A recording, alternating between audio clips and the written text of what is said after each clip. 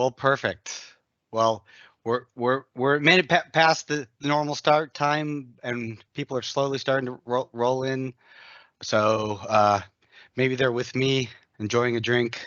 I sure wish I had something other than just water, but we're gonna take it. But I want to welcome everybody to Gulfstream Legal's Poolside Chat number 3 for 2022. Wonderful conversation today. Audio and video and eDiscovery. Oh no, I feel like a really bad version of Dorothy right now in the Wizard of Oz. But I want to thank my guests today from Veritone, Karina Soto and Ben Ha. Karina, you and I have met each other a number of years ago and have talked a lot over the years. So Yeah. I feel like you and I have gotten to know each other. Ben, I got the pleasure recently of meeting you for the first time, but before I say introduce yourselves a little bit to our group, first let me officially say from Gulfstream, thank you so much for coming to join us and talk about this subject with us. Yeah, thank you so much, Ari. This is such a wonderful idea. When you even brought up the idea, I was like, this is so cool. So we're super happy to be here. And nice to meet everyone. My name is Karina Soto. And to Ari's point, I've been in the industry for 6+ years since audio kind of became a thing over here at Veritone. And I think Ari and I have been talking and connecting since then. So we're super excited to be here. And then I also do have Ben Ha from our team from the Veritone side. Thanks, Karina. Very nice to be here with you guys. I'm here to work with Karina just from a technical perspective and also demonstrate the application. So I'm looking forward to our conversations. Well, perfect. So let's dive kind of right into our conversation. So, when we're dealing with all this wonderful tracking reporting on eDiscovery cases, we're finding now that audio, video, and other types of media files are starting to really seep into eDiscovery more and more every day. Before I dig into that subject a little more, because I know that's a passion subject for Karina, why don't you start by telling us a little bit about, what does Veritone do to help, what are some of the strategies to simplify the workflow, when we're talking about finding, filtering, reviewing audio and eDiscovery files, because most people ask us, our clients and our prospects that we talk to on a regular basis, I've got all these video files. What do I do? How do I find things? I've got all these audio from voicemails from a telephone system, or now with telephone systems just automatically emailing voicemails. How do I find those key voicemails when you just have an audio file? Yeah, that's a really great question. And to kind of comment a little bit on this, oh no, it's funny, when I first started at Veritone, audio was like, oh, it's once in a blue moon. It's not that big of a deal. But now it's becoming way more relevant to your point, right? So it's coming up case by case. And what we've seen and what we've done here at Veritone, we basically have an operating system of AI. We have different cognition to help make the audio and video searchable, right? So a lot of the time when audio and video does come up, I think there's that burdensome of, oh my goodness, I have 100 hours. I have to listen to 100 hours to find out what I'm looking for within the 100 hours. And 100 hours is a lot in itself, right? Especially when you have a number of other tasks to complete for the case, as well as your own job and other things. So adding 100 hours to have to listen to either whether that's audio or having to view video can also be very troublesome. And what we're seeing too is that now it's not just 100 hours, but we've had cases that have millions of hours of media, especially when you deal with like call center data, for example. So really the Veritone's perspective is being able to make all of that searchable. So imagine also being able to search at the file level, the day and time that's going on with the structured data that comes along with the audio and video files, but not just looking at that structured data, but also looking within the actual audio and video files. So now you're looking for words that are spoken, right? So maybe it's a specific person that you're looking for within the audio and video files, and they say their name. So now you're looking for the keywords or a specific flag word that might be able to highlight that exact portion within the audio file so you can jump to that exact portion. And then within videos, it's fun because then you can also look for certain words, maybe people, maybe objects, and kind of fast track that. So you're no longer having to actually view and sit in there for hours and waiting something for happen, but you can find that exact moment where something did happen or actually create context around what's happening. That's with amazing. Veritone. No, see that alone is amazing to me because you've just described that key scenario, just like keyword searching. Right. I mean, we have a lot of people who say, okay, well, I've got this 1,000-page PDF. How do I find the two key areas in that PDF? Well, for years and years, we've solved that problem. But now that we have, like you said, audio, video. I mean, I would have never thought of even the call center option. I can only imagine all the recordings that happen when they're trying to automatically identify potential harassment or anything along those lines. That Yeah. just that could be critical. But and I know I didn't list this on the slide, but I'm also curious, how are you seeing people use your tool as well when they, and I know we'll see a demo in a bit, but after they identify this, they review it and find the key to produce those documents, so only the critical areas are being shared. So how do you do that? So we have an integration within, so for everyone's awareness too, so we have different applications for Veritone, right? And I think the primary one that Gulfstream has used and most have used in eDiscovery has been our integration within Relativity, right? So Correct. our integration within Relativity, you can actually do the viewing, the searching, the finding what's relevant, the tagging, the flagging, all that fun stuff within the audio file or within the video file. And then at the end, if there is a need to do any type of redactions or on just making sure that there's no personal information before you produce it, right? Because I think that's important. You would actually just take it through the same exact production workflow that you would through any other document for Relativity, right? So that same exact workflow that you would do. And that's the beauty about the integration. It's kind of like we want to make sure that the way that you've been handling your documents, your ESI files, you can treat these audio and video files the same once you make them searchable and change them into text, right?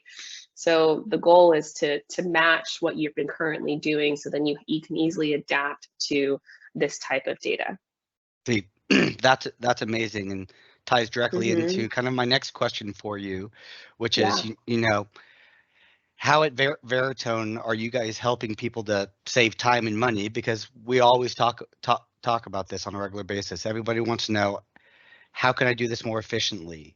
Not just for myself, for the firm, how do I find these files, but also how do I save my client money so that they're not having to spend unnecessary, again, time or cost trying to be, maintain compliance, for whatever request they're searching documents for.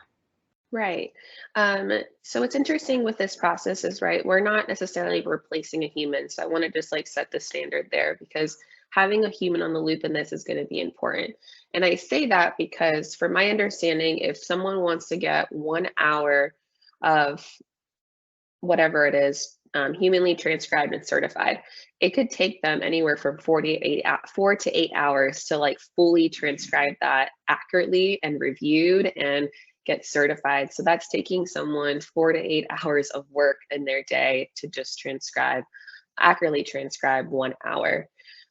So with the machines, usually we can do that they're closer to 1-to-1 or less. You can, within 20 to 30 minutes, you can transcribe an hour audio file. But again, the accuracy of the transcript is also going to be very important. So when it comes to the machines and using the search capabilities, you can actually identify files that are relevant. So you're already cutting cost up front by not having to listen to entire file. So labor cost as well as time, and you're being more efficient by identifying what files are actually relevant. And if there is a need to get it humanly transcribed at the end, you only take maybe 1 file versus 20 files. Does that make sense? Which 1 file can be 30 minutes, or you can deal with 20 hours, which could take about a week or 2 weeks to get humanly transcribed by someone.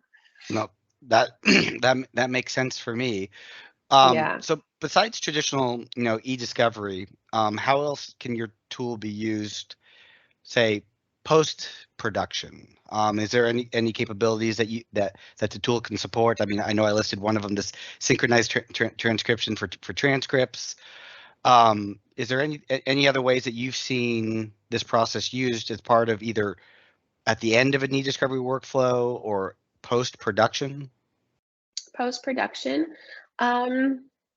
I mean, we really kind of sit a lot in the early case assessment, and I'll ask Ben to see if he wants to comment on this at all, but we do see ourselves really fit really well in the early case assessment. Okay. ECA workflow, we sit really, really well in the review workflow. And if you want to take whatever it's been identified within that, you can also use those audio and video files in court if you wanted to. And then if you need to essentially get them transcribed for trial director, they can fit in that as well. So the work that you're doing here can also be worked there. Ben, would you comment or add anything else there? I would say you covered the main points. Definitely, we're seeing a lot of situations where our applications and solutions are used for early case assessment, cull down a large amount of electronic data, whether it be audio, video, images, etc., cut through a lot of the noise, and then be able to focus in on the responsive subset of files. And then that could then go into something like Relativity for a further, more detailed review process. Correct. Well, that's perfect. Well, I think this is a perfect segue in a moment. And Ben, while you're already on the spot, I will let you take over, because I know I'm excited to see this, and I want our audience to also have this opportunity. Ben is going to share with us a very quick demo of Veritone and its integration directly into Relativity, so we can see in real life exactly how this works and how well it works. All right, thanks for that setup. So what you're seeing on screen right now is the Relativity application, and what we've done is we've built a Relativity application package. So for you Relativity administrators, you know the process. You would install this wrap file into one or more workspaces, and what that's going to enable for you is the ability to perform 3 types of cognition on your data. So within the files already in your workspace, you can take audio files and video files, and you'll see the ability to select multiple files in the document list of Relativity, and then choose the option for transcribing this content. So now you can take audio or video content, transcribe that spoken conversation, and quickly search and review the relevant files based off of keywords or phrases. And so that's a great audio-based review tool. We also have the ability to translate content. So this can be everything from documents, let's say you have emails in a foreign language, to audio files or video files that are spoken in a foreign language. So you can actually combine transcribing and translating in a sequential workflow. So maybe I transcribe in Spanish or Chinese or any other language, and then I translate that back into English. So even as a non-native speaker, I can understand the gist of what's being discussed, decide whether or not it's responsive to my case.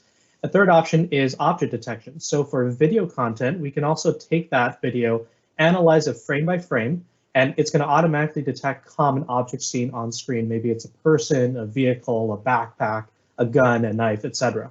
And so without having to watch every second of video, you can very quickly search and filter your content down to, again, find what's responsive to your case. What I'm going to show you guys is an example of each of those categories of cognition. So this first example is a deposition that we processed through the machine transcription process. You can see that we get a upper view with the media player itself, and below that we actually have the transcript of what's being spoken. So I'm going to play back a clip of this for you guys so you can see the time sync playback. Sir, you did graduate from high school, correct? Yes, sir. And then subsequent to that, did you attend a college of any kind? I did. I went to Central College, got a degree in engineering. So you can see as it plays that back, it's highlighting each word karaoke style. Excuse me. And the point of that is every word in the transcript is actually time correlated. So not only can you do a search off a keyword or phrase to quickly find the responsive files, but I can actually click on any word in the transcript. So I can skim through this. Maybe I see a word or a moment of interest. I can just click on that word. Yeah, process engineering. And it jumps right to that moment and starts playing it back. So you can see how this really speeds up the audio and video review process based off of that transcript. And so this becomes a great tool for quickly culling through thousands of hours of audio or video, understanding what the conversation is and finding what's responsive. Another feature we've actually tacked onto the transcription functionality is the ability to do audio-based redaction. So what I can actually do here is I can go into this mode and I have the ability to go through and actually use the transcript as a visual map to quickly find and redact over sensitive audio. So anytime there's any spoken personally identifiable information, maybe it's a name, it's an address, a phone number, etc., you would have to redact that before it gets produced. And so what you have the ability to do is leverage this text transcript to quickly search and find and redact over that sensitive audio. The traditional approach is I listen every second of audio manually. I note down the start and the end time of when something sensitive is being spoken, and then I have to plug that into an audio editor, and that can be a very painful process. With this approach, we can leverage the transcript as a quick shortcut to find that sensitive audio, quickly play it back and validate that it's sensitive using that timesync playback we showed you. And then what I can do is simply highlight that portion of the text in the transcript. I can provide a label. I can say, for example, this is the name of the person. That's personally identifiable information. And I can click the redact button. What that's going to do is not only redact it visually here in the transcript, but if I go down to the bottom, notice how it actually shows me my start and my end time of when those words were spoken within the transcript. So it figures that out for me because of that timesync playback that we have. And so now it plugs that in for me, and now I can quickly redact over that audio. So let me actually play this back so you guys can hear how the redacted audio sounds. Did you attend a college of any kind? I did. And what year was that? So you can see that when it reaches that redacted portion of the transcript, it's going to play some white noise to make it really obvious that an audio redaction took place. It also has that label information that goes along with it. If it happens to be a video file, then what it will also do, as you saw, is black out the corresponding frames of video. So this is a combined audio video redaction tool. We do have standalone applications that sit outside of Relativity that allow for a more detailed video versus audio redaction scenario. So if you guys have a need to do more specific video redactions, like I need to blur out someone's face or a license plate and things like specific objects on screen, then we do have that functionality available through our separate standalone applications. So that's how our transcription and redaction features work within Relativity. Switching over to another category of cognition, here we have an email that's in Chinese. And so what we did is we took this and we ran this through our machine translation to go from Chinese over into English. And so using the extracted text field, I can now quickly toggle between the original native text to the translated version. Now, this is not going to be at the level of a court-certified translator by any means, but what this is going to give you is the ability to process a large quantity of documents or even foreign audio at scale. And it's going to give you enough understanding to be able to figure out whether it's responsive to my case. And then maybe those select few files will be sent off to a court-certified translator for a more detailed and accurate translation. So again, just kind of keep in mind the use case here. It's not so much about being better than a human. It's really about being able to do what a human can't do, which is go through thousands and thousands of hours or documents and be able to apply this at a batch scale. We also have the ability to run object detection on videos. And so this is an example of body-worn camera footage. And you can see what it's actually doing down below is it's showing me what those different objects are that it sees on camera and the corresponding time in the video at which they appear. So for example, if I search for retail, this is going to highlight for me the moments in the video where it actually shows the inside of a retail store. So you notice I can jump right to that moment instead of watching every second of video to figure that out. Earlier on, it also saw cars and vehicles in the parking lot. Then I can jump right to that moment. And so again, it's doing that time sync playback, but based off of visual elements instead of what's being spoken. And so now this can be leveraged as well to search through thousands of hours of video, find what is going to be responsive, and then again, save a lot of human review time. So those are the three main categories within Relativity. And then from an administrative point of view, we also have the ability to go through and we can actually set up things like logs. So as files are being submitted over for processing, I may want to go through and see all the jobs that have actually been submitted, what their current status is. So we actually have the ability to quickly review that information. And then we also can pull up a history. So based on a starting and ending date range, I might want to see how much data has been processed through transcription, for example, based on total media hours. So these are all tools that are built right into the workspace, making it really easy for a Relativity administrator to be able to pull that data as needed. And by the way, from a processing perspective, this is also very flexible. So we can support both cloud-based processing, where you can submit the data to Veritone secure cloud environments. We have it both in the government cloud as well as commercial cloud spaces, depending on your use case. And then we also have the ability to run this on-premise. So if I choose this option for edge processing, you can actually deploy a subset of this cognitive capability, the transcription, translation, and object detection, right within your own on-premise data center. And so we're flexible depending on your needs and where the data needs to reside. And that concludes our demonstration. Well, Ben, that was amazing. Couple of questions that kind of came in on my side that I saw. So one person asked, and the same person was in my privilege log conversation a few weeks ago. So as you were redacting in that video file, can you export that piece of information as part of a privilege log, or is that actual fielded data that's available to export? That's correct, yeah. So it's a custom field that gets added when you install the wrap file. And so that redacted text and the original transcript can all be part of the production if desired. Perfect. Another question that just came in, is this available in all versions of on-prem Relativity or just the most recent? So it would be for 10.3 and higher. Okay. Technically, it does work in Relativity 9, but hopefully you guys are not still using that. So yeah, and then it also works with Relativity 1 for the cloud-based approach. Perfect. Another question that came in turns around for the object detection. Do you know, and they're not looking for an exact number, I'm hoping, but do you know approximately how many different types of objects you can detect at this point? Great question. I believe is in the neighborhood of 5,000 to 10,000 general objects that are common. So it's a pretty extensive list. Wow. Now, it's not going to be a custom object detection. So if you do have a use case like that, let us know. We do have a product called Illuminate, which sits outside of Relativity, and that allows us to get a little bit more into the custom AI scenarios as needed. Well, perfect. So that answers the three questions and left with enough time for me to ask this. Because I know Veritone does a lot more than just the plug into Relativity and eDiscovery. Why don't you tell everybody that's here a little bit more about, I mean, we know why we partnered with you, but talk about some of your other tools and maybe some of the things that are coming down the road, if you can give us a sneak peek preview of what we might see later this year. Corinna, do you want to start taking that one, or do you want me to go? Sure. I mean, I'll add a little bit. I think, Ari, it's such a great conversation because so outside the legal space, I'm leading a lot of the federal stuff and helping the DOJ directly. And they've been dealing with this stuff for a really long time. And their challenges are a little bit more complex than just transcribing a call center call. They're dealing with body camera surveillance, surveillance video. I'm sick. It's just going to blame it on that.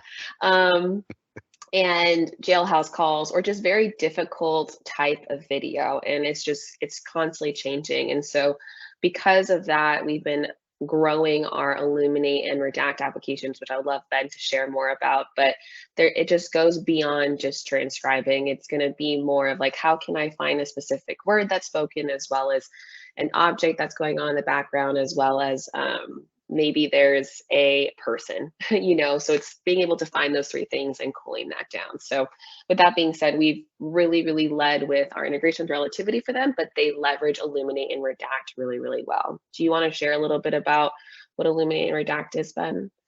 Yeah, I'd be happy to. So Illuminate typically comes up in an early case assessment scenario. So again, you have lots of data, whether it be structured or unstructured nature. Oftentimes it's audio, video, images, the types of things that require manual review and labor to be able to find what you're looking for.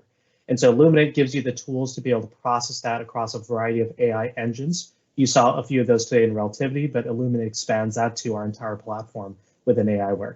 And so now you're able to quickly call out the noise, find what you're looking for, and act on that relevant subset so that it can then go into another destination, such as Relativity, for a more detailed review and the discovery process. So that's our Illuminate application. There's also our Redact application. So you saw a snippet of how audio redaction works within our Relativity integration. The Redact application is like that on steroids. So we're able to take audio and video content, redact them independently of each other. So videos, you could take, for example, faces of people or license plates, laptop screens, any object that's sensitive, and you can apply specific boxes around that to auto detect them and also create custom objects that you wish to detect and follow and blur. So you have a much deeper level from a video redaction perspective. From an audio redaction perspective, I would say it's pretty similar, but you have some additional search capabilities. And so it just gives you that flexibility to redact audio and video separately from each other. and it's all within our web-based application. So both Illuminate and Redact sit within our AR platform. Again, it's available in both commercial and government cloud environments, including our FedRAMP environment for federal agencies to access. And then we have the ability to also expand on that. So because those are our cloud native applications, you're going to see other features coming down the pike. So just to tease us a little bit, one of the features that we're adding later this year is the ability to go through and search for people as objects. So if you think about the traditional approach of looking for a person of interest across all this footage or images, it's facial recognition, right? You have to upload one or more photos of that face. It trains the facial recognition engine to find that individual. And that's great as long as the person's face is visible on camera. But what happens when their back is to the camera? Or you get some odd angle from a ceiling mounted camera where you can't see enough of the face for that to be a viable option. And so we're actually working on technology with one of our partners that allows us to look at the entire human, the person, as an object. So it takes into account everything from the face to the hair, the clothing, any objects that they're holding. All of that gets factored into a similarity score. And then based off of that, you can actually say, okay, here's a reference video or photo where this person appears.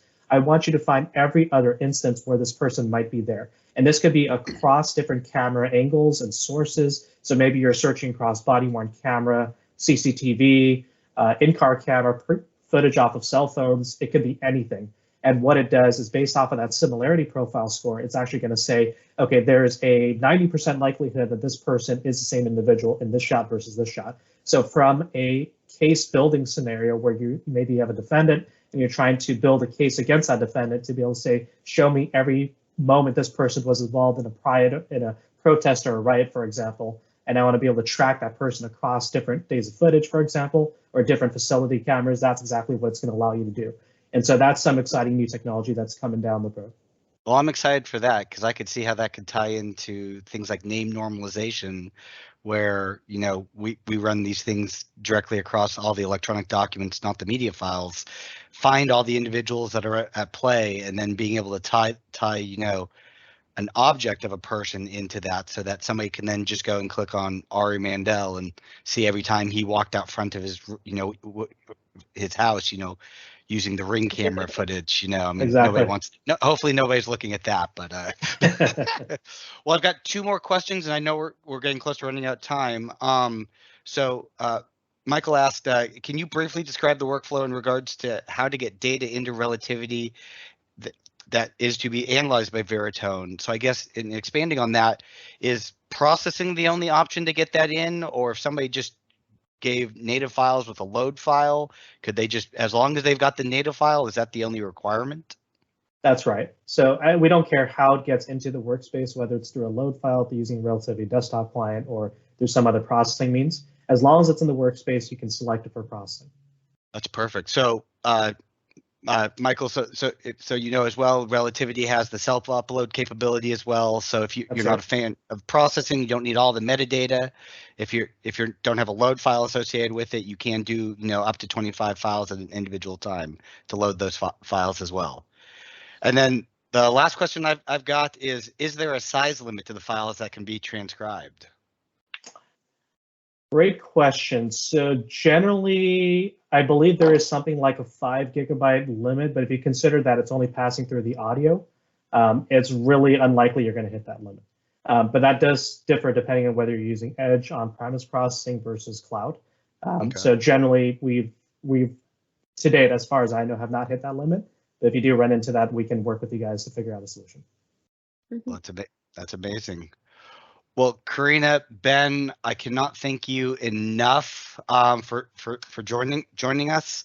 While I've got everybody's attention, I'll do my little plug about our next in 4 weeks on April 21st. I'll be meeting again, talking about translating foreign language documents as part of eDiscovery and how all of these cross-border litigation cases have started to make a much more interesting challenge over some of those cases. And of course, you know, tying that right in with our friends Veritone, you can use their tool to translate directly into Relativity. So it's an important thing to know. Again, Karina, Ben, thank you so much for joining us, and I cannot wait for the next time we get together. Yeah, thank you so much. This was amazing. This was so fun. I hope everyone has a great day. Absolutely. Thank you, everyone. Thanks, everyone. And everyone have a great day. Thank you. Bye-bye. Bye. Bye.